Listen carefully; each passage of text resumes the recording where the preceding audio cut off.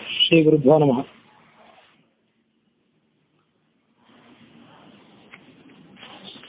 ಕೃಷ್ಣ ಮಾಡಿದಂಥ ಯಜ್ಞದ ವಿವರಣೆ, ಆ ಬಳಿಕ ಯಜ್ಞದಲ್ಲಿ ಮಕ್ಕಳನ್ನ ಕಳ್ಕೊಂಡು ಬಂದಿರತಕ್ಕಂಥ ಬ್ರಾಹ್ಮಣನ ವಿಲಾಪ,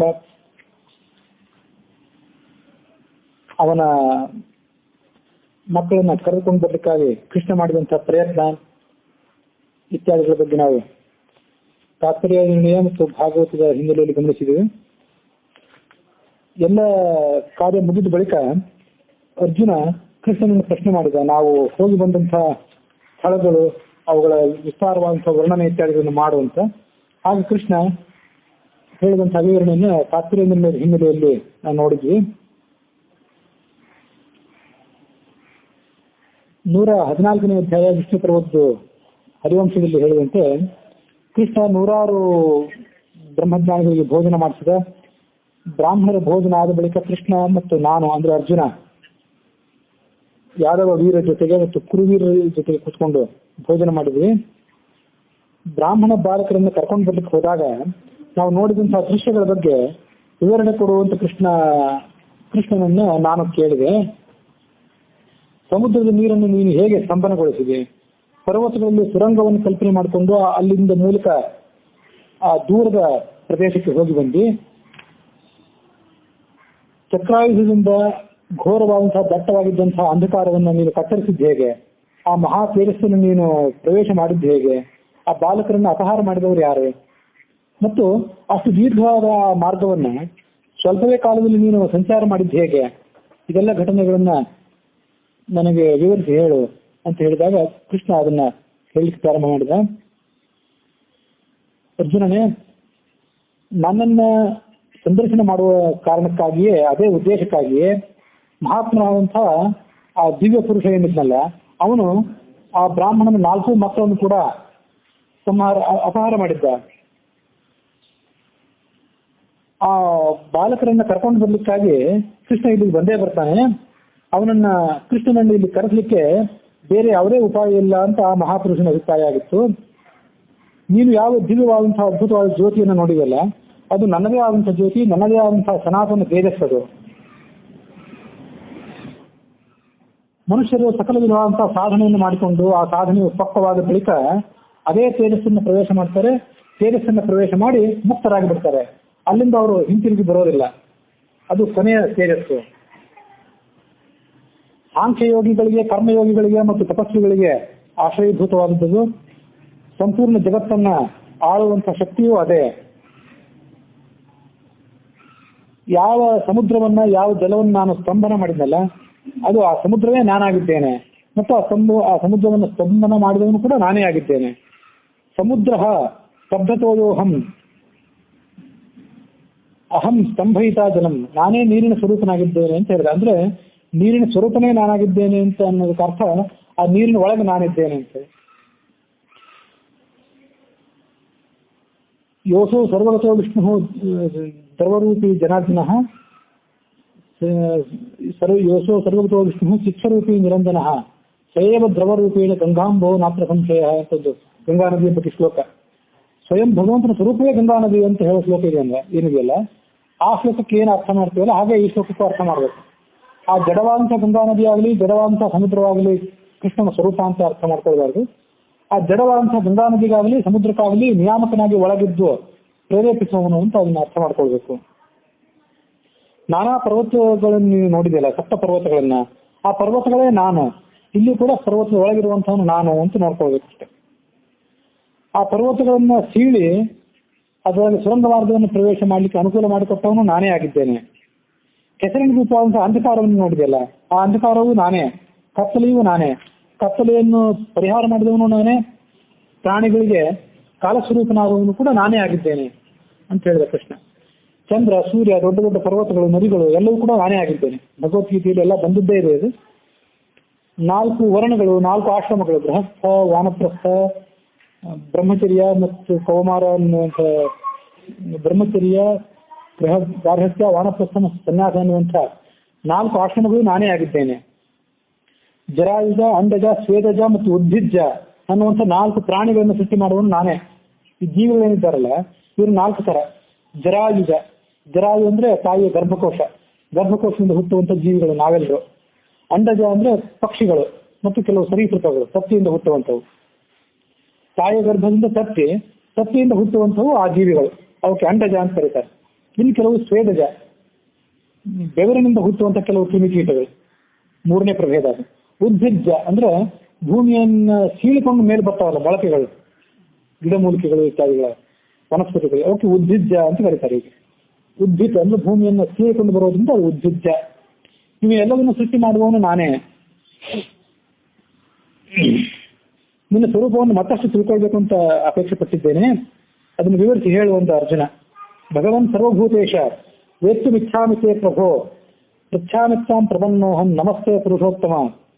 ಆಗ ವಾಸುದೇವ ಮತ್ತಷ್ಟು ಅದನ್ನು ಹೇಳಿದ. ಬ್ರಹ್ಮ, ತಪಸ್ಸು, ಸತ್ಯ ಮತ್ತು ಈ ಸಂಸಾರ ಬಂಧನ ಮತ್ತು ಸಂಸಾರ ಬಂಧನವನ್ನು ದಾಟಿ ನಾವು ಯಾವ ಮುಕ್ತಿಯನ್ನು ಪಡ್ಕೊಳ್ತೀವಿ, ಕೈವಲ್ಯವನ್ನ, ಅದೆಲ್ಲವೂ ಕೂಡ ನನ್ನಿಂದಲೇ ಪ್ರಕಟ ಆಗಿದೆ. ಅದೆಲ್ಲವನ್ನು ನಿಯಂತ್ರಣ ಮಾಡುವನು ನಾನೇ. ಪ್ರಿಯಸ್ತೇಹಂ ಮಹಾಬಾಹೋ ಪ್ರಿಯೋ ಮೇಸಿ ಧನಂಜಯ. ನೀನು ನನಗೆ ಪ್ರಿಯನಾಗಿದ್ದಿ, ನಾನು ನಿನಗೆ ಪ್ರಿಯನಾಗಿದ್ದೇನೆ. ಹಾಗಾಗಿ ಎಲ್ಲ ವಿಷಯಗಳನ್ನ ನಾನು ನಿಮಗೆ ಹೇಳಬೇಕು ಅಂತ ಪ್ರಯತ್ನ ಪಡ್ತಿದ್ದೇನೆ. ನಾನೇ ಋಗ್ವೇದ, ನಾನೇ ಯಜುರ್ವೇದ, ನಾನೇ ಸಾಮವೇದ, ನಾನೇ ಅಥರ್ವವೇದ. ಋಷಿಗಳು, ದೇವತೆಗಳು, ಯಜ್ಞಗಳು ಎಲ್ಲವೂ ಕೂಡ ನನ್ನ ತೇಜಸ್ಸಿನ ಅಂಶಗಳೇ ಆಗಿವೆ. ಪೃಥ್ವಿ, ವಾಯು, ಆಕಾಶ, ಜಲ, ತೇಜಸ್ಸು, ಚಂದ್ರ, ಸೂರ್ಯರು, ಅಹೋರಾತ್ರಿಗಳು, ಪಕ್ಷಮಾಸಗಳು, ಋತು ಮುಹೂರ್ತಗಳು, ಕಲಾಕ್ಷಣಗಳು, ಸಂವತ್ಸರಗಳು, ನಾನಾ ಪ್ರಕಾರವಾದ ಮಂತ್ರಗಳು, ಶಾಸ್ತ್ರಗಳು, ವಿದ್ಯೆಗಳು ಇವೆಲ್ಲವೂ ಕೂಡ ನನ್ನಿಂದಲೇ ಪ್ರಕಟ ಆಗಿವೆ. ಸೃಷ್ಟಿ, ಸಂಹಾರ, ಲಯ ಇವು ಕೂಡ ನನ್ನ ಕೆಲವು ಭಾಗಗಳು ಎಂಬುದಾಗಿ ಅರ್ಥ ಮಾಡ್ಕೊಳ್ಬೇಕು ಅದನ್ನ. ಇದಾದ್ಮೇಲೆ ಇಷ್ಟೆಲ್ಲ ಕಥೆಯನ್ನ ಅರ್ಜುನ ತನ್ನ ಅಣ್ಣನಾದ ಯುಧಿಷ್ಠಿರನಿಗೆ ಹೇಳಿದ. ಇಂಥ ಭಗವಂತನ ಮಹಿಮೆಯನ್ನು ನಾನು ದ್ವಾರಕಾ ನಗರದಲ್ಲಿ ಇದ್ದಾಗ ಕಂಡಿದ್ದೆ ಅಂತ ಹೇಳಿದ. ಕೃಷ್ಣ ಹೀಗೆ ಹೇಳಿದ ನಂತರ ನನ್ನ ಮನಸ್ಸೆಲ್ಲವೂ ಕೂಡ ಕೃಷ್ಣನಲ್ಲಿ ಲೀನವಾಗಿ ಹೋಯಿತು. ಹಿಂದೆ ಅದನ್ನು ಸತ್ಪುರುಷರಿಂದ ಬೇಕಾದಷ್ಟು ಬಾರಿ ಕೇಳಿದ್ದೆ, ನೋಡಿಯೂ ಇದ್ದೇನೆ. ಆದರೆ ಇದೊಂದು ಹೊಸ ಅನುಭವ ನನಗಾಗಿತ್ತು. ನೀನು ಕೇಳಿದಂಥ ಪ್ರಶ್ನೆಗೆ ನಾನು ಉತ್ತರ ಕೊಟ್ಟಿದ್ದೇನೆ. ನಾನು ಇಲ್ಲೇನು ಹೇಳಿದ್ನಲ್ಲ, ನಾನು ಹೇಳಿದ್ದಕ್ಕಿಂತ ಹೆಚ್ಚಿನ ಮಹಿಮೆ ಕೃಷ್ಣಂದಿದೆ ಅಂದ ಅರ್ಜುನ. ಅರ್ಜುನಂಥವನು ಅಂಥ ಶಸ್ತ್ರಶಾಸ್ತ್ರವೇತ್ತ ಅಂಥವನೇ ನಾನು ಹೇಳಿದ್ದಕ್ಕಿಂತ ಹೆಚ್ಚಿನ ಮಹಿಮೆ ಕೃಷ್ಣನಿಗಿದೆ ಅಂತ ಹೇಳುವಾಗ ನಮಗೆ ಅವನ ಅನಂತ ಮಹಿಮೆಗಳಲ್ಲಿ ಒಂದು ತೀರಾ ಸಣ್ಣ ಅಂಶವನ್ನು ಕೂಡ ಹೇಳಲಿಕ್ಕೆ ಸಾಧ್ಯ ಆಗೋದಿಲ್ಲ. ಅದನ್ನು ಗಮನಿಸ್ಬೇಕು ನಾವು. ಹೀಗೆ ಅವರೆಲ್ಲರೂ ನಿಂತ್ಕೊಂಡಿದ್ರಲ್ಲಿ ಆ ಭೀಷ್ಮನ ಎದುರಿಗೆ. ಹರಿವಂಶ ಹೇಳುವಂತೆ ಭೀಷ್ಮ ಶರಶಯ್ಯ ಮೇಲಿದ್ದಾಗ ಯುಧಿಷ್ಠಿರ, ಕೃಷ್ಣ, ಅರ್ಜುನ ಎಲ್ಲರೂ ನಿಂತ್ಕೊಂಡಿದ್ರು. ಕೃಷ್ಣನ ಎದುರಿಗೇನೆ ಅರ್ಜುನ ತಾನು ಕಂಡಂತಹ ವೈಭವವನ್ನ ಹೇಳಿದ. ಹೀಗೆ ಅಲ್ಲಿರುವಂತಹ ಎಲ್ಲ ರಾಜರ ಸಮ್ಮುಖದಲ್ಲಿ ಆ ಕೃಷ್ಣನ ಮಹಿಮೆಯನ್ನು ಕೇಳಿ ಯುಧಿಷ್ಠಿರನಿಗೆ ಬಹಳ ಆಶ್ಚರ್ಯ ಆಯಿತು ಅನ್ನೋಲ್ಲಿಗೆ ಹರಿವಂಶದ ವಿಷ್ಣು ಪರ್ವದ 115ನೇ ಅಧ್ಯಾಯ ಮುಕ್ತಾಯ ಆಗಿದೆ. ಮುಂದೆ ಭಾಗವತದಲ್ಲಿ ಬರುವಂತೆ ಜರಾಸಂಧ ರಾಕ್ಷಸನ ಸಂಹಾರ ಮತ್ತು ಆ ಬಳಿಕ ಪಾಂಡವರು ಮಾಡಿದಂತಹ ರಾಜಸೂಯ ಯಾಗ ಇತ್ಯಾದಿಗಳ ಬಗ್ಗೆ ವರ್ಣನೆ ಮಾಡಬೇಕು ನೀವು. ಅದಕ್ಕಿಂತ ಮೊದಲು ಭಾಗವತದಲ್ಲಿ ಬಂದಂಥ ಭಾಗವತದ ದಶಮಸ್ಕಂದದ 90ನೇ ಅಧ್ಯಾಯದಲ್ಲಿ ಭಗವಂತನ ಕುಟುಂಬದ ಬಗ್ಗೆ ಒಂದಿಷ್ಟು ವರ್ಣನೆ ಇದೆ. ಅದನ್ನು ಸ್ವಲ್ಪ ನೋಡ್ಬೇಕು. ಯಾಕೆಂದ್ರೆ ಕೃಷ್ಣ ರಾಜಸಭೆಯಲ್ಲಿ ಕೂತ್ಕೊಂಡಿದ್ದ ಅಂತ ಹಿಂದೆ ವರ್ಣನೆ ಬಂದಿತ್ತು. ಕೃಷ್ಣನ ಸಾವಿರಾರು ಜನ ಪತ್ನಿಯರ ಬಗ್ಗೆ ವರ್ಣನೆ ಬಂದಿತ್ತು. ಅವನ ದಿನಚರಿಯ ಬಗ್ಗೆ ವರ್ಣನೆ ಬಂದಿತ್ತು. 16,108 ರೂಪಗಳನ್ನು ತಾಳಿ ಅವರವ್ರ ಮನೆಯಲ್ಲಿ ಆತ ಹೇಗೆ ವರ್ತನೆ ಮಾಡ್ತಿದ್ದ ಅನ್ನೋದನ್ನ ನಾವು ನೋಡಿದ್ವಿ ಹಿಂದೆ ಭಾಗವತದಲ್ಲಿ. ಅದಾದ ಕೂಡಲೇ ಬಂದಂತಹ ಸಂಗತಿ ಅಂದ್ರೆ ಕೃಷ್ಣನ ದಿನಚರಿ, ಪ್ರತಿನಿತ್ಯ ಆಗ ಏನೇನ್ ಮಾಡ್ತಿದ್ದ, ಬೆಳಿಗ್ಗೆ ಏಳೋದ್ರಿಂದ ಹಿಡಿದು ಸಾಯಂಕಾಲದ ತನಕ ಅದನ್ನೆಲ್ಲವನ್ನು ನೋಡಿದ್ವಿ. ಬೆಳಿಗ್ಗೆ ಎದ್ಮೇಲೆ ಎಲ್ಲಾ ಕೃತ್ಯಗಳನ್ನು ಮುಗಿಸಿ ರಥವನ್ನೇರಿ ರಾಜಸಭೆಗೆ ಬಂದ. ಅಲ್ಲಿ ಅನೇಕ ಲಕ್ಷ ಸಂಖ್ಯೆಯ ಯಾದವರು ಕೂಡಿಕೊಂಡಿದ್ರು. ಆ ಯಾದವರ ಮಧ್ಯದಲ್ಲಿ ಕೂತು ಆತ ಮಾತುಕತೆ ಮಾಡ್ತಿದ್ದ. ಅಲ್ಲಿಗೆ ಒಬ್ಬ ರಾಜದೂತ ಬಂದ. ಜರಾಸಂಧದಿಂದ ಉಂಟಾದಂತಹ ಕಷ್ಟವನ್ನ ಕೃಷ್ಣನಿಗೆ ಹೇಳೋದಕ್ಕಾಗಿ ಒಬ್ಬ ರಾಜದೂತ ಬಂದ ಅಂತ ಅಲ್ಲಿ ಭಾಗವತದ ಕಥೆ ನಿಲ್ಲಿಸಿದ್ದೆ. ಆ ಕೃಷ್ಣನ ಸುತ್ತಲೂ ಆ ಯಾದವರ ಪರಿವಾರ ಏನಿತ್ತಲ್ಲ, ಆ ಪರಿವಾರ ಎಷ್ಟು ದೊಡ್ಡದಿತ್ತು ಅದನ್ನು ಭಾಗವತದ ಆ ದಶಮಸ್ಕಂದದ 90ನೇ ಅಧ್ಯಾಯದಲ್ಲಿ ಹೇಳಿದ್ದಾರೆ. ಹೀಗೆ ಆ ಕೃಷ್ಣ ಎಷ್ಟು ಸಂಖ್ಯೆಯ ಯಾದವರಿಂದ ಕೂಡಿದವನಾಗಿದ್ದ, ಆತನ ಮಕ್ಕಳ ಸಂಖ್ಯೆ ಎಷ್ಟಿತ್ತು ಇತ್ಯಾದಿಗಳನ್ನು ಒಂದ್ಸರಿ ನೋಡಿ ಮುಂದೆ ಆ ಜರಾಸಂದ್ರ ವಧ ಮತ್ತು ರಾಜಸೂಯ ಯಾಗದ ಬಗ್ಗೆ ನಾವು ನೋಡಬೇಕು. ತನ್ನ ಸಕಲ ಸಂಪದ್ಭರಿತವಾದಂತಹ ದ್ವಾರಕಾ ನಗರದಲ್ಲಿ ಆತ ವಾಸ ಮಾಡಿಕೊಂಡಿದ್ನಲ್ಲ,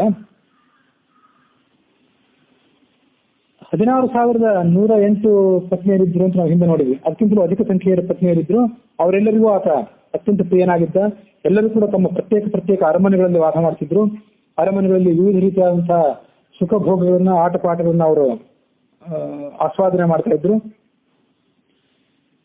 ಎಷ್ಟು ಸಂಖ್ಯೆಯ ಪತ್ನಿಯರಿದ್ರು ಅಷ್ಟೇ ಸಂಖ್ಯೆಯಲ್ಲಿ ವಿಚಿತ್ರವಾದಂತಹ ರೂಪಗಳನ್ನು ಧರಿಸಿ ಆತ ಅವರ ಜೊತೆ ವಿಹಾರ ಮಾಡ್ತಿದ್ದ ಅಂತ ವರ್ಣನೆ ಇದೆ ಭಾಗವತದಲ್ಲಿ.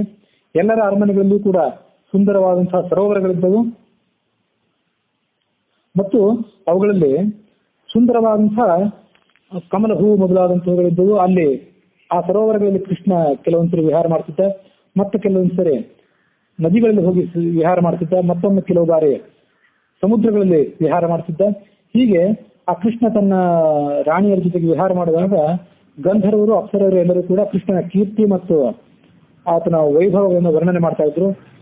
ಸೂತರು, ಮಾಗಧರು, ವಂದಿಗಳು ಆತನ ವೈಭವವನ್ನು ವರ್ಣನೆ ಮಾಡ್ತಿದ್ರು. ಮೃದಂಗ ಮದ್ದಲೆಗಳನ್ನ ಬಾರಿಸ್ತಾ ಇದ್ರು.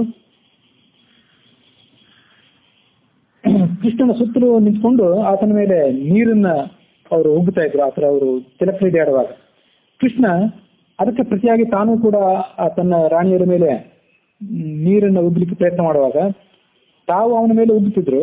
ಆದ್ರೆ ಅವನು ತಮ್ಮ ಮೇಲೆ ನೀರು ಉಗ್ಲಿಕ್ಕೆ ಬಂದಾಗ ಅವನಿಗೆ ಆ ನೀರನ್ನು ಉಗ್ಲಿಕ್ಕೆ ಬರದಂತೆ ಆತನನ್ನ ಗಾಢವಾಗಿ ಆಲಿಂಗನ ಮಾಡಿಕೊಂಡು ಆತನ ಕೈಗಳನ್ನು ತಡಿತಾ ಇದ್ರು ಅಂತ ಹೇಳ್ತದೆ ಭಾಗವತ.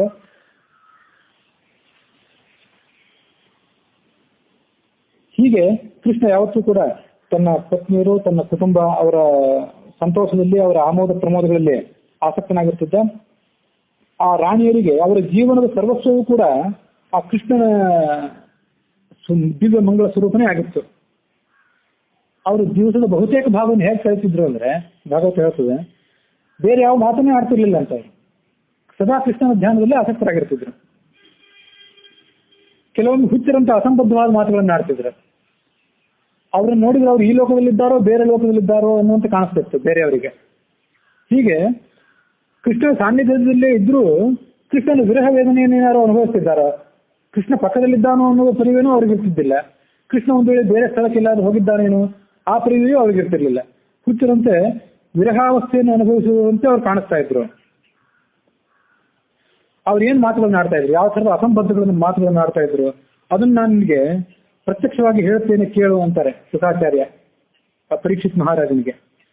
ಕುರರಿ ವಿಲಪಸಿತ್ವಂ ವೀತ ನಿದ್ರಾ ನಶೇಷೆ ಸ್ವಪಿತಿ ಜಗತಿ ರಾತ್ಯ ಈಶ್ವರೋ ಗುಪ್ತ ಬೋಧ ವಯಮಿವ ಸಖಿ ಕಚ್ಚಿದ್ ಗಾಢ ನಿರ್ಭಿನ್ನ ಚೇತಾ ನಲಿ ನಯನ ಸಾಸೋ ದಾರ ಲೀಲೇಕ್ಷಿತೇನ. ಕುರರ ಅಂತ ಒಂದು ಪಕ್ಷಿ, ಆ ಪಕ್ಷಿ ಅಲ್ಲೆಲ್ಲ ಸಂಚಾರ ಮಾಡ್ತಾ ಇತ್ತು. ಆ ಪಕ್ಷಿಯನ್ನ ಈ ರಾಣಿಯರು ನೋಡಿದ್ರು. ನೋಡಿ ಅದಕ್ಕೆ ಅವರು ಆ ಪಕ್ಷಿಯನ್ನು ಕುರಿತು ಮಾತಾಡಿದ್ರಂತೆ ಹೀಗೆ, ಕೃಷ್ಣ ನಮ್ಮೆಲ್ಲರನ್ನು ಮರೆತು ಆರಾಮವಾಗಿ ಈ ರಾತ್ರಿ ಕಾಲದಲ್ಲಿ ನಿದ್ದೆ ಮಾಡ್ತಿದ್ದಾನೆ, ನೀನು ನಿದ್ರೆ ಮಾಡ್ತಾ ಇಲ್ಲ. ಆ ಪಕ್ಷಿಗೆ ಅವ್ರು ಹೇಳಿದ್ರು, ನೀನು ನಿದ್ದೆ ಮಾಡ್ತಾ ಇಲ್ಲ, ನೀನು ನಿದ್ದೆ ಮಾಡದೇ ಇದ್ರು ತೊಂದರೆ ಇಲ್ಲ, ಆದ್ರೆ ನೀನು ನಿನ್ನಷ್ಟಕ್ಕೆ ನೀನು ಸುಮ್ಮನೆ ಇರಬೇಕಾಗಿತ್ತು, ಅದು ಮಾಡ್ತಿಲ್ಲ. ಎಲ್ಲರಿಗೂ ನಿದ್ರಾಭಂಗ ಆಗುವಂತೆ ಈ ಜೋರಾಗಿ ಶಬ್ದ ಬೇರೆ ಮಾಡ್ತಿದ್ದೆ, ಇದರಿಂದ ಆ ಕೃಷ್ಣನ ನಿದ್ದೆಗೆ ಭಂಗ ಆಗೋದಿಲ್ಲೇನು? ಯಾಕೆ ನಮಗೆ ಹೇಗೆ ಕೃಷ್ಣನ ವಿರಹ ಬಂದಿದೆಯಲ್ಲ ಹಾಗೆ ನಿನಗೂ ಏನಾದರೂ ಕೃಷ್ಣನ ವಿರಹ ಬಂದಿದೆಯೇನು? ಆದ್ರಿಂದಾಗ ಆ ವಿರಹವನ್ನು ತಾಳದೆ ನೀನೇನಾದರೂ ಈ ತರದ ಆಕ್ರಂದನವನ್ನು ಮಾಡ್ತಿದ್ದೇನು ಅಂತ ಕೇಳಿದ್ರು ಆ ಪಕ್ಷಿಯನ್ನ. ಮತ್ತೊಂದು ಚಕೋರಿ ಅಂತ ಪಕ್ಷಿ, ಪಕ್ಷಿಗಳ ಹೆಸರು ಯಾವ್ಯಾವ ಅಂತ ಗೊತ್ತಾಗೋದಿಲ್ಲ. ಹಿಂದೊಂದು ಚಕ್ರವಾಕ ಅಂತ ಬೇರೆ ಬೇರೆ ಪಕ್ಷಿಗಳನ್ನ ಹೇಳಿದ್ದೆ. ನೇತ್ರೇ ನಿಮೀಲೇಹಿ ನಕ್ತಂ ಅದೃಷ್ಟ ಬಂಧು ತಂ ರೋರವೀಶಿ ಕರುಣಂ ಬತ ಚಕ್ರವಾಕಿ ದಾಸ್ಯಂ ಗತ ವಯಮಿವಾಚ್ಯುತ ಪಾದ ದುಷ್ಟಾಂ ಕಿಂವಾ ಸೃಜಂ ಸ್ಪೃಹಯಸೆ ಕಬರೇಣ ಬೋಢುಂ. ಚಕೋರಿ ಪಕ್ಷಿಯೇ, ರಾತ್ರಿ ಹೊತ್ತಿನಲ್ಲಿ ಕಣ್ಣುಗಳನ್ನು ಏಕೆ ಮುಚ್ಕೊಂಡಿದ್ದೆ? ನಿನ್ನ ಗಂಡ ಏನಾದರೂ ಬೇರೆ ದೇಶಕ್ಕೆ ಹೋಗಿದ್ದಾನೋ ಹೇಗೆ ಅಂತ ಕೇಳಿದ್ರು. ಆ ಚಕವಾಕ ಪಕ್ಷಿ ಅವರ ದಂಪತಿಗಳು ಏನಿರ್ತದಲ್ಲ, ಹಿಂದೆ ನಾನು ಹೇಳಿದ್ದೆ, ಚಕೋರ ಪಕ್ಷಿ ಅಥವಾ ಚಕ್ರವಾಕ ಪಕ್ಷಿ ಒಂದೇ ಇದ್ದಿರಬೇಕು ಅಥವಾ ಬೇರೆ ಬೇರೆ ಇದ್ದಿರಬೇಕು. ಸಂಸ್ಕೃತದ ಕಾವ್ಯಗಳ ವರ್ಣನೆಯಂತೆ ಅವುಗಳಿಗೆ ವಿರಹವನ್ನು ತಡ್ಕೊಳಕ್ಕಾಗೋದಿಲ್ಲ. ದಾಂಪತ್ಯಕ್ಕೆ ಬಹಳ ಸಂಕೇತ. ದಾಂಪತ್ಯ ಹೇಗಿರ್ಬೋದು ಚಕ್ರವಾಕ ಪಕ್ಷಿಗಳು ಅಂತ ಕವಿಗಳು ವರ್ಣನೆ ಮಾಡೋದಿದೆ. ವಿರಹಗಳನ್ನು ಅವರಿಗೆ ತಾಳ್ಲಿಕ್ಕಾಗೋದಿಲ್ಲ. ರಾತ್ರಿ ಹೊತ್ತು ಕಣ್ಣು ಬೇರೆ ಕಾಣೋದಿಲ್ಲ. ಕಣ್ಣು ಬೇರೆ ಕಾಣೋದಿಲ್ಲ ಅದರಿಂದ ಗಂಡ ಪಕ್ಕದಲ್ಲೇ ಇದ್ದಾನೋ ಬೇರೆ ಕಡೆ ಇದ್ದಾನೋ ಅಂತ ಅವ್ರಿಗೆ ಗೊತ್ತಾಗೋದಿಲ್ಲ. ಹಾಗಾಗಿ ಆಲಾಪ ಮಾಡ್ತಿರ್ತಾವೆ ಅಂತ ಹೇಳಿ ಕವಿಗಳ ವರ್ಣನೆ.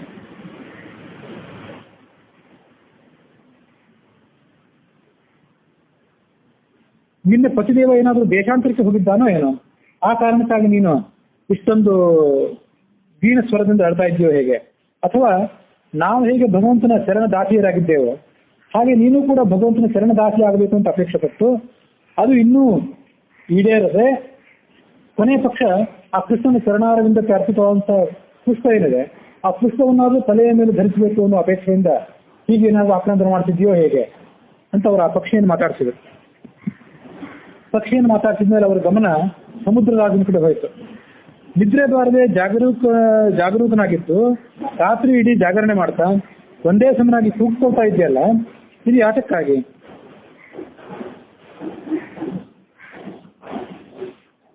ನಿನ್ನಲ್ಲಿ ಹಿಂದೊಮ್ಮೆ ಕೌಸ್ತುಭಮಣಿ, ಲಕ್ಷ್ಮಿ ಮೊದಲಾದಂಥ ದಿವ್ಯ ವಸ್ತುಗಳಿದ್ದವು. ಕೃಷ್ಣ ಆ ಎಲ್ಲ ವಸ್ತುಗಳನ್ನು ಅಪಹಾರ ಮಾಡಿದ.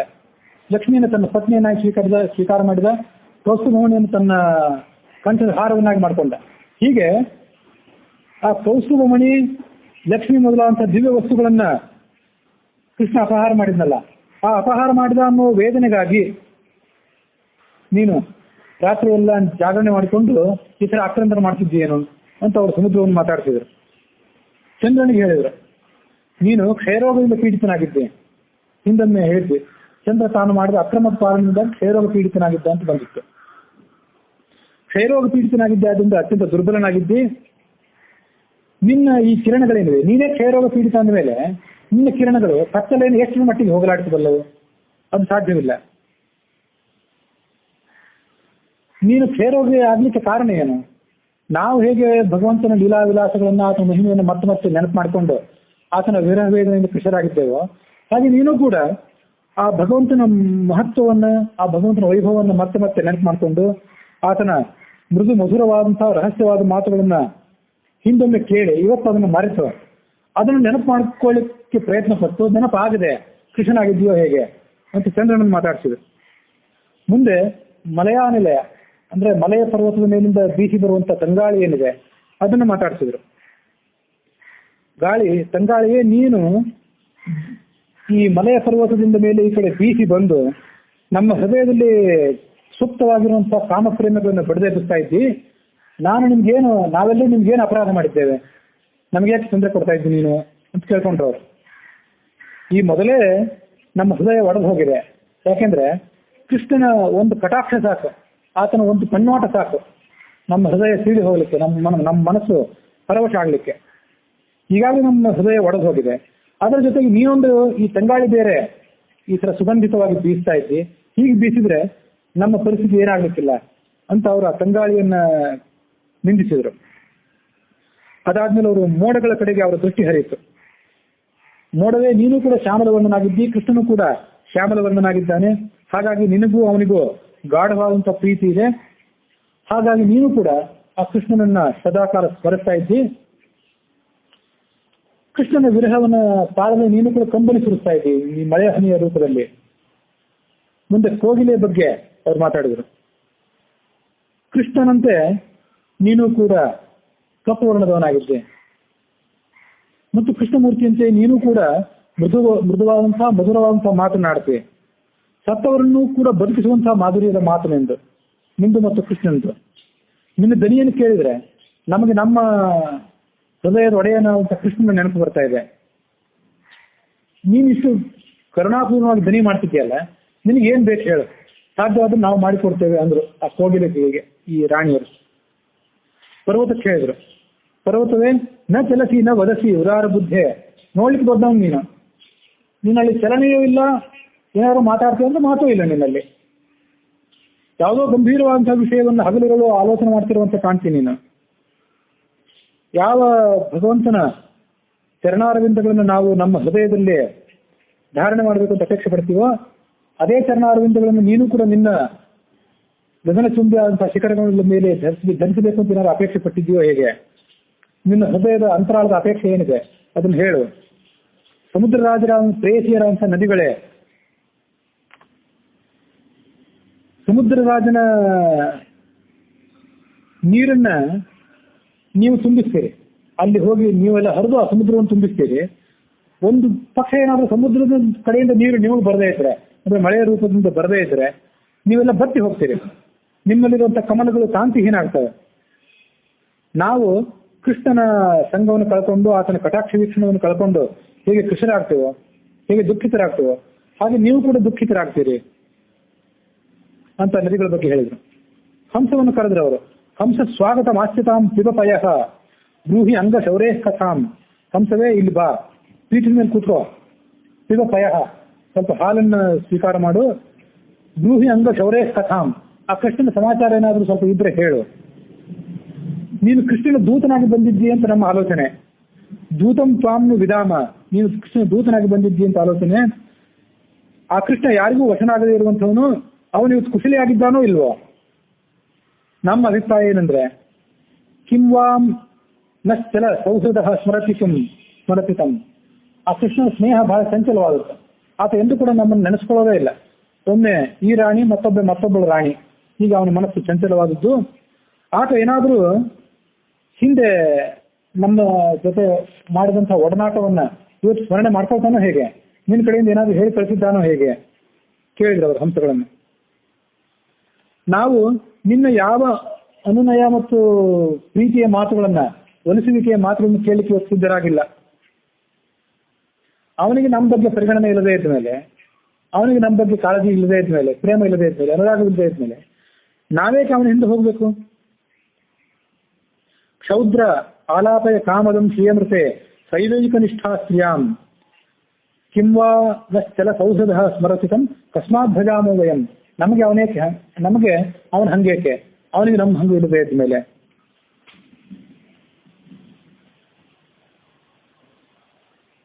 ಅವನಿಗೆ ಅವನ ಹೃದಯದ ಅರಸಿಯಾದಂತಹ ಲಕ್ಷ್ಮಿ ಒಬ್ಬಳೇ ಸಾಕು. ಲಕ್ಷ್ಮಿ ಒಬ್ಬಳಿಗೆ ಮಾತ್ರ ಅವನ ಪೂರ್ಣ ನಿಷ್ಠೆ. ನಮ್ಮಂಥವ್ರ ಬಗ್ಗೆ, ನಮ್ಮಂಥ ಸಾಮಾನ್ಯರ ಬಗ್ಗೆ ಆತ ಸ್ವಲ್ಪನೂ ಕೂಡ ಅನುರಾಗವನ್ನು ತೋರಿಸೋದಿಲ್ಲ, ಪ್ರೇಮವನ್ನು ಕೂಡ ತೋರಿಸೋದಿಲ್ಲ. ಹೀಗೆ ಆ ಕೃಷ್ಣನ ಪ್ರೇಯಸಿಯರು ಪ್ರೇಮದಿಂದ ಕಾಮದಿಂದ ಮತ್ತರಾಗಿ ಕೃಷ್ಣನಲ್ಲಿ ಅನನ್ಯ ಪ್ರೇಮ ಭಾವವನ್ನು ಹೊಂದಿದ್ರು. ಬೇರೆ ಏನನ್ನೂ ಅವರು ಆಲೋಚನೆ ಮಾಡ್ತಿರ್ಲಿಲ್ಲ. ಸುತ್ತಮುತ್ತಲಿದ್ದಂಥ ಜಗತ್ತೆಲ್ಲವೂ ಕೂಡ ಅವರಿಗೆ ಕೃಷ್ಣಮಯವಾಗಿ ಕಾಣಿಸ್ತಾ ಇತ್ತು. ಹೀಗೆ ಇಂಥ ಏಕಾಗ್ರ ಚಿತ್ತತೆಯಿಂದ ಅವರು ಕೃಷ್ಣನ ಗತಿಯನ್ನು ಹೊಂದಿದ್ರು ಅಂತ ಹೇಳ್ತದೆ ಭಾಗವತ.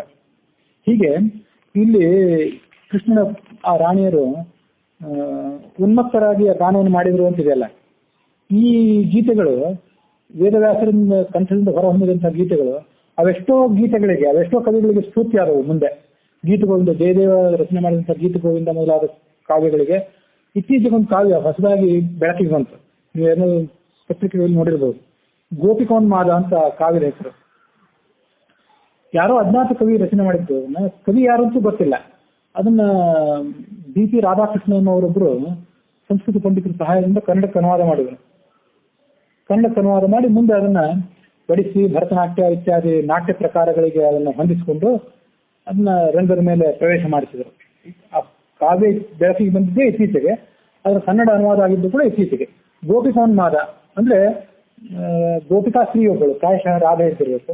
ಆತೆ ಕೃಷ್ಣನ ವಿರಹವನ್ನು ತಾಳದೆ ಹುಚ್ಚಿಯಂತೆ ವರ್ತಿಸುವುದು ಮತ್ತು ಅವಳ ಹುಚ್ಚು, ಅವಳ ಪ್ರೇಮ, ಕಾಮ ಇವೆಲ್ಲವೂ ಕೂಡ ಅವಳ ಸದ್ಗತಿಗೆ ಕಾರಣವಾದಂಥ ಒಂದು ಅದನ್ನು ವರ್ಣನೆ ಮಾಡುವಂಥ ಸಣ್ಣ ಕಾವ್ಯ. ಹೀಗೆ ಅಂಥ ಎಲ್ಲ ಅದ್ಭುತವಾದಂಥ ಕಾವ್ಯಗಳಿಗೂ ಕೂಡ ವೇದವ್ಯಾಸರಿಗೆ ವರ್ಣನೆಯಿಂದ ಇದೇ ಮೂಲ.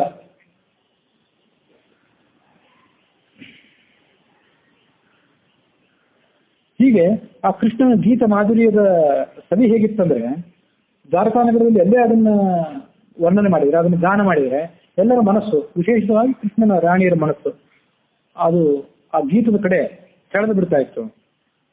ಹೀಗೆ ಕೃಷ್ಣನ ಲೀಲೆಯನ್ನು ದೂರದಲ್ಲಿ ಕೂತ್ಕೊಂಡು ಕೇಳಿದ್ರೆ ಅವರ ಮನಸ್ಸು ಕೃಷ್ಣನ ಕಡೆಗೆ ಸೆಳೆದು ಹೋಗ್ತಿತ್ತು, ಆಕರ್ಷಿತವಾಗ್ತಿತ್ತು. ಹಾಗಿರುವಾಗ ಕೃಷ್ಣನನ್ನ ಪ್ರತ್ಯಕ್ಷವಾಗಿ ನೋಡಿದಂತಹ ಗತಿ ಏನು, ಪ್ರತ್ಯಕ್ಷವಾಗಿ ನೋಡಿದಂತಹ ಸ್ತ್ರೀಯರ ಗತಿ ಏನು?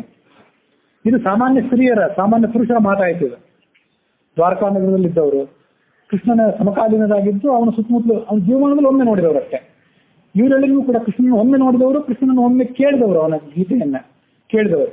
ಅವರ ಸ್ಥಿತಿಯೇ ಹೀಗಾಗ್ತಿತ್ತು ಅಂದಾಗ ನಿತ್ಯ ಅವನನ್ನು ಪ್ರತಿಯಂತ ಭಾವಿಸಿ ಸ್ನಾನ ಮಾಡಿಸಿ ನಿತ್ಯ ನೈಮಿತ್ತಿಕ ಕರ್ಮಗಳನ್ನು ಮಾಡಲಿಕ್ಕೆ ಅವನಿಗೆ ಸಿದ್ಧತೆ ಮಾಡಿಕೊಟ್ಟು ಆತನಿಗೆ ಅಲಂಕಾರ ಮಾಡೋದು, ಆತನಿಗೆ ಕಾಲೊತ್ತುವುದು, ಅವರಿಗೆ ಭೋಜನ ಮಾಡಿಸೋದು, ಇವೇ ಮೊದಲಾದಂತಹ ಕಾರ್ಯಗಳನ್ನ ಅನವರತವಾಗಿ ಮಾಡಿದ್ರಲ್ಲ.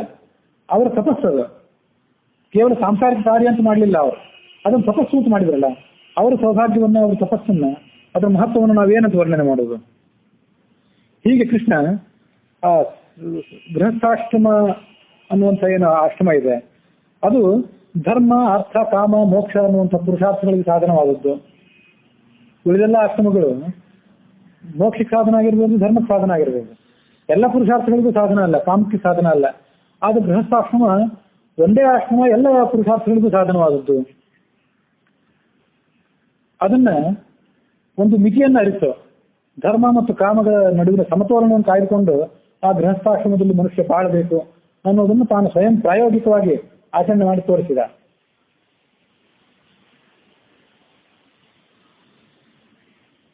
ಹದಿನಾರು 1,100 ಜನ ಪತ್ನಿಯರಿದ್ರು ಅಂತ ಹಿಂದೆ ಕೇಳ್ತೀವಿ. ರುಕ್ಮಿಣಿ ಮೊದಲಾದಂತಹ ಅಷ್ಟಮಹಿಷಿಯರ ವರ್ಣನೆ ನಾವೀಗ ಮಾಡಿದ್ದೇವೆ. ಅವನಿಗೆ ಆ 108 ಪತ್ನಿಯರಲ್ಲಿ 10 ಮಕ್ಕಳಿದ್ರು ಅಂತ ಭಾಗವತ ಹೇಳ್ತದೆ. ಆದ್ರೆ ಹಿಂದೆ ನಾನು ಹೇಳಿದಂತೆ 11 ಮಕ್ಕಳಿದ್ರು. ತಾತ್ಪರ್ಯ ಅನುಸಾರವಾಗಿ ನೋಡ್ಬೇಕು. ಅವರಲ್ಲಿ ಶ್ರೇಷ್ಠರಾದವರು, ಅವರಲ್ಲಿ ಮುಖ್ಯರಾದಂಥವ್ರ ಹೆಸರುಗಳನ್ನ ನಾನೀಗ ಹೇಳಬೇಕಂತ ಅಪೇಕ್ಷೆ ಪಡ್ತೇನೆ. ಅದನ್ನು ಕೇಳುವಂತಾರ ಅವರು: ಪ್ರದ್ಯುಮ್ನ, ಅನಿರುದ್ಧ, ದೀಪ್ತಿಮಂತ, ಭಾನು, ಸಾಂಬ, ಮಧು, ಬೃಹದ್ಭಾನು, ಚಿತ್ರಭಾನು, ವೃಕ, ಅರುಣ, ಪುಷ್ಕರ, ವೇದಬಾಹು, ಶ್ರುತದೇವ, ಸುನಂದನ ಮೊದಲಾದಂಥವರು. ಚಿತ್ರಬಾಹು, ವಿರೂಪ, ಕವಿ, ನೆಗ್ರೋಧ ಮೊದಲಾದವರು 18 ಜನ. ಇವರು ಮಹಾರಥರು. 10,000 ಜನ ಯೋಧರನ್ನ ಏಕಕಾಲದಲ್ಲಿ ಎದುರಿಸುವಂಥವ್ರು ಮಹಾರಥರು ಅಂತ ಕರೆಸ್ಕೊಳ್ತಾರೆ. ಅವರೆಲ್ಲರಲ್ಲೂ ಕೂಡ ಪ್ರದ್ಯುಮ್ನೇ ಸರ್ವಶ್ರೇಷ್ಠನಾಗಿದ್ದ. ಸಮಸ್ತ ಗುಣಗಳಲ್ಲಿಯೂ ಕೂಡ ತನ್ನ ತಂದೆಯಾದಂಥ ಕೃಷ್ಣನಿಗೆ ಆತ ಸಂಪೂರ್ಣ ಹೋಲಿಕೆಯವನಾಗಿದ್ದ. ಸೋದರ ಮಾವನಾದಂತಹ ರುಕ್ಮಿಯ ಮಗಳನ್ನೇ ಅವನು ಮದುವೆಯಾಗಿದ್ದ. 10,000 ಆನೆಗಳ ಬಲ ಇದ್ದಂಥ ಅನಿರುದ್ಧ ಅನ್ನುವಂಥ ಬಲಿಷ್ಠ ಮಗ ಅವನಿಗೆ ಹುಟ್ಟಿದ ಅವಳಲ್ಲಿ, ಆ ಸೋದರ ಮಾವನ ಮಗಳಲ್ಲಿ. ಅವನು ಏನ್ ಮಾಡಿದ ಅಂದ್ರೆ ಮತ್ತೆ ತನ್ನ ಸೋದರ ಮಾವನ ಮಗಳನ್ನೇ ಮದುವೆ ಆದ.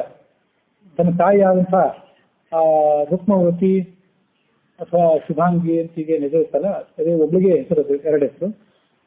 ಅವಳ ಮಗನನ್ನೇ ಮದುವೆ ಆಗಿದ್ದ, ಅವಳ ಅಣ್ಣನ ಮಗನನ್ನು. ಹೀಗೆ ಪ್ರದ್ಯುಮ್ನನು ಕೂಡ ಸೋದರ ಮಾವನ ಮಗಳನ್ನು ಮದುವೆ ಆಗಿದ್ದ, ಅನಿರುದ್ಧನು ಕೂಡ ಸೋದರ ಮಾವನ ಮಗಳನ್ನು ಮದುವೆ ಆಗಿದ್ದ. ವಜ್ರ ಅನ್ನುವಂಥ ಮಗಳನ್ನ ಅವನು ಪಡ್ಕೊಂಡ. ಮುಂದೆ ಬ್ರಾಹ್ಮಣ ಶಾಪದಿಂದಾಗಿ ಯದುವಂಶವೆಲ್ಲವೂ ನಾಶವಾಗಿ ಹೋದ್ರು ಕೂಡ ಅಲ್ಲಿ ಆ ವಜ್ರ ಅನ್ನುವಂಥವನು ಒಬ್ಬನೇ ಮಗ ಉಳ್ಕೊಂಡಿದ್ದ.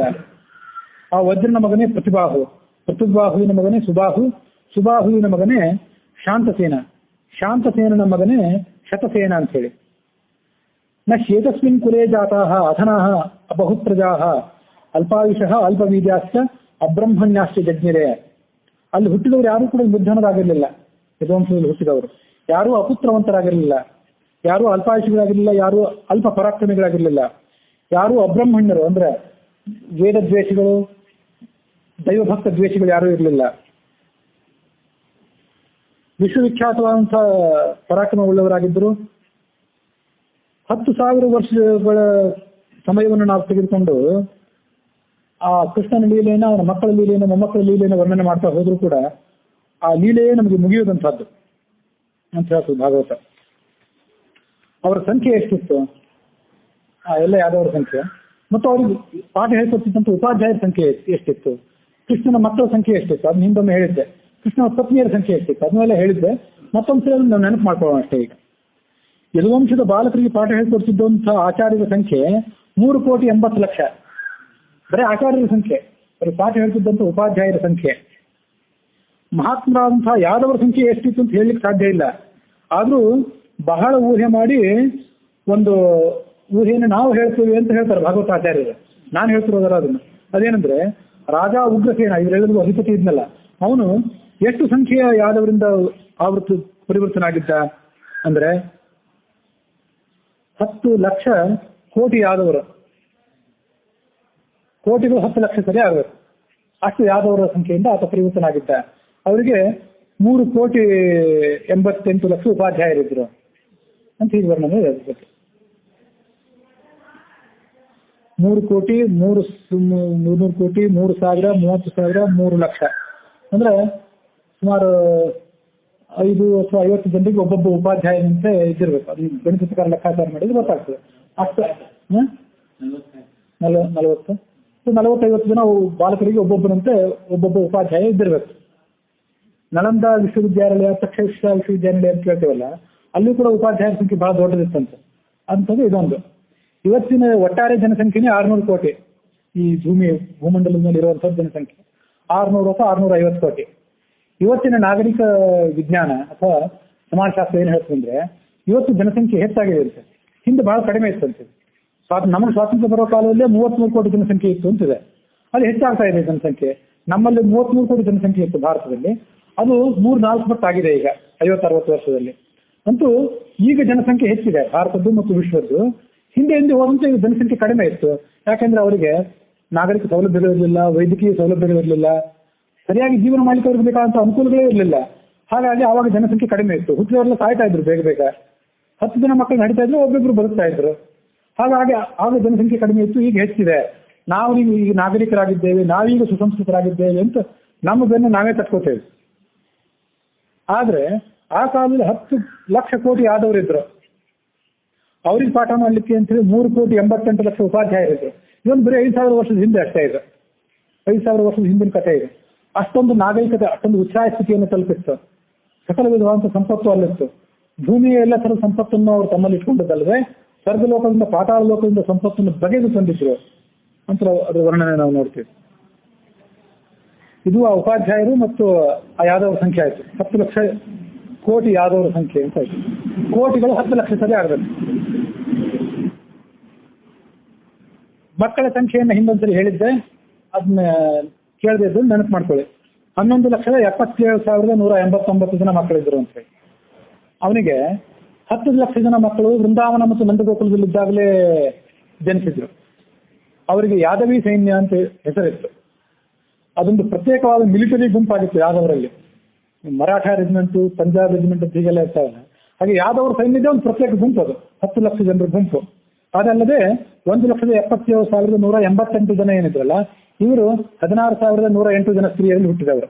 16,108 ಅದನ್ನ 11ರಿಂದ ಗುಣಿಸಿದ್ರೆ ಬರುವಂತ ಗುಣಲಬ್ಧ ಅದು 1,77,188. ಇನ್ನು ಒಬ್ಬ ಕುಬ್ಜ ಅಂತ ಇದ್ದಲ್ಲ, ಅವನಿಗೆ ಗಂಧ ಹಚ್ಚಿ ಸೇವೆ ಮಾಡಿದ್ದಲ್ಲ, ಅವಳಲ್ಲಿ ಹುಟ್ಟಿದಂತ ಮಗ ಅವನೊಬ್ಬ, ಮತ್ತೆ ಹಿಂದಿನ 10 ಲಕ್ಷ ಅದನ್ನೆಲ್ಲ ಸೇರಿಸಿದ್ರೆ 11,77,189 ಅಂತ ಹೇಳಿದ್ದೆ. ಅವಂತ ಸಂಖ್ಯೆ ಸರಿ ಇದೆ. ಕೃಷ್ಣನ ಮಕ್ಕಳ ಸಂಖ್ಯೆ ಅಂತೂ ಸ್ಪಷ್ಟವಾಗಿ ನಮ್ಗೆ ಕಂಡು ಬರ್ತದೆ. 10 ಲಕ್ಷ ಜನ ಕೋಟಿ ಆದವರು ಏನಿದ್ರೆ ಇವರು ಮಕ್ಕಳು, ಮೊಮ್ಮಕ್ಕಳು, ಮರಿಮಕ್ಕಳು, ಮತ್ತು ಉಳಿದ ಆದವರು ಇದ್ರಲ್ಲ, ಕೃತವರ್ಮ, ಸಾರ್ಥಕಿ, ಅವರೆಲ್ಲರೂ ಅನೇಕ ಮದುವೆಗಳನ್ನು ಮಾಡ್ಕೊಂಡಿದ್ರು. ಅವ್ರ ಸಂತಾನವೂ ದೊಡ್ಡದಿತ್ತು. ಹೀಗೆ ಅವರೆಲ್ಲರ ಸಂಖ್ಯೆ ಅದು. ಮತ್ತು ಪತ್ನಿಯರ ಸಂಖ್ಯೆಯನ್ನ ಹೇಳುವಾಗ 16,100 ಕಂಸನ ನರಕಾಸುರನ ಅರಮನೆಯಿಂದ ತಂದು ಮದುವೆ ಆಗಿತ್ತು. 8 ಜನ ಅಷ್ಟಮಹಿಷಿಯರು. 16,108 ಅಂತ ಹೇಳಿದ್ದೆ ನಾನು. ಅದಕ್ಕಿಂತ ಹೆಚ್ಚು ಇದ್ರು ಅಂತ ಹೇಳಿದ್ದೆ. ಯಾಕೆಂದ್ರೆ ನಂದಗೋಕುಲದಲ್ಲಿ, ವೃಂದಾವನದಲ್ಲಿ ಯಾರು ಕಾತ್ಯಾಯನಿ ವೃತ್ತವನ್ನು ಅವನ ಸಲುವಾಗಿ ಮಾಡಿದ್ರಲ್ಲ, ಅವ್ರನ್ನೆಲ್ಲರೂ ವರ್ತಿದ್ದ ಅಂತ. ಹಾಗಾಗಿ ಹೆಚ್ಚು ಜನ ಇದ್ರು ಅಂತ ನಾನು ಹೇಳಿದೆ. ಎಷ್ಟು ಜನ ಇದ್ದಿರಬಹುದು?